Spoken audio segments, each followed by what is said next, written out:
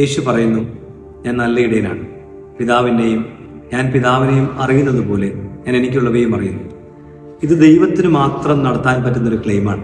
എന്നാൽ നമ്മുടെ അനുദിന ജീവിതത്തിൽ നാം നിരന്തരം നടത്തിക്കൊണ്ടിരിക്കുന്നൊരു ക്ലെയിമാണിത്. എനിക്ക് ബൈബിൾ അറിയാം, എനിക്ക് ദൈവത്തെ അറിയാം, എനിക്ക് മനുഷ്യരെ അറിയാം, എൻ്റെ ഭാര്യയെ അറിയാം, ഭർത്താവിനെ അറിയാം, കുഞ്ഞുങ്ങളെ അറിയാം.